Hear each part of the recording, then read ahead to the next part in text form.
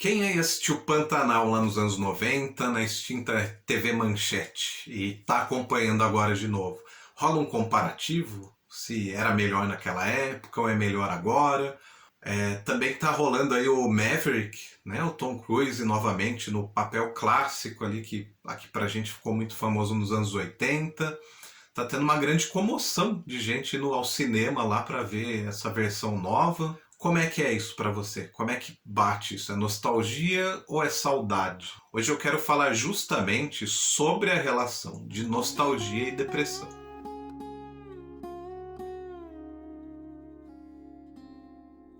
A depressão não é simplesmente o excesso de passado, né? Embora isso seja comum na internet, a gente ouça no senso comum as pessoas falando sobre isso, não é exatamente assim que a depressão se apresenta na clínica. A gente percebe que há uma frequência realmente muito alta de pessoas que estão deprimidas que tem essa relação nostálgica, tá? Mas não é uma condição que a gente pode entender que sempre vai ser assim. Quando estamos falando de depressão, temos aqueles sintomas clássicos, né, que a gente entende ali um certo desânimo, uma falta de prazer para fazer atividades que outrora eram prazerosas, uma falta de energia, de disposição, várias alterações vão girando em torno disso, junto com tristeza. Essa relação ela vai sendo constituída por um esvaziamento de si mesmo, um esvaziamento daquilo que a gente sente como as coisas boas que a gente tem.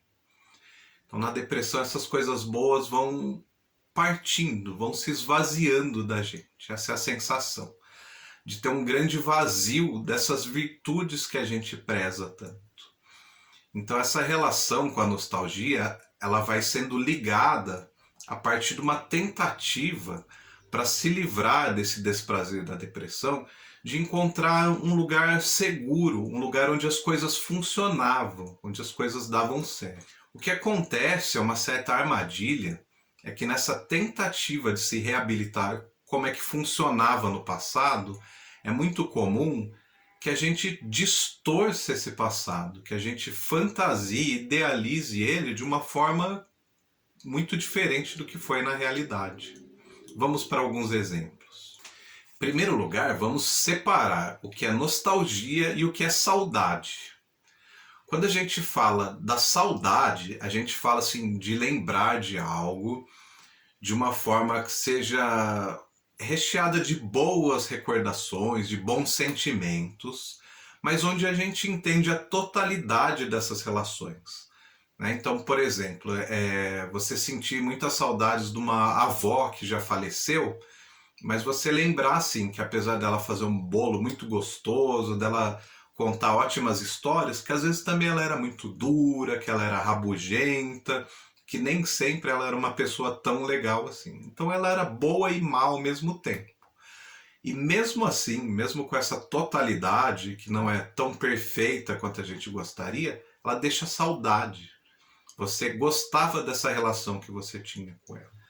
Já na nostalgia, a gente tem uma tendência de fazer uma separação de bem e mal e só se ligar às coisas boas. Você pode ver quando a gente está falando de coisas nostálgicas, é muito comum, por exemplo, a gente falar de música. Né? As músicas dos anos 70, dos anos 80 eram muito melhores do que as músicas de hoje. Naquela época os artistas eram mais virtuosos ou uma porção de outras justificativas.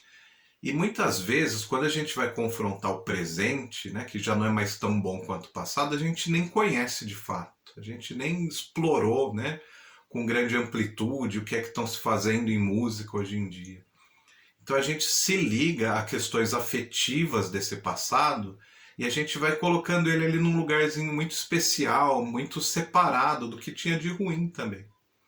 Então, como se nos anos 80, por exemplo, não tivesse artistas ruins, que não faziam músicas boas. Né? Então, tudo naquela época era muito bom, muito mágico. Então, entendendo a diferença desses conceitos, a gente vai entender que na depressão a gente está sempre falando de nostalgia. Né? Na depressão, raramente a gente vai estar se ligando às coisas boas, mas entendendo essa totalidade. A gente vai fazendo isso para tentar dar conta de entender que a gente já teve um momento mágico, teve um momento que era tudo muito legal. a gente vai distorcendo isso também numa tentativa de criar-se uma onipotência. A gente entender que naquela época dava-se conta de tudo. Hoje em dia a gente escuta muitas pessoas falando que, puxa, como era bom ser criança, né? Ser criança era fantástico, eu não tinha boleto para pagar, a única preocupação era tirar nota boa na escola.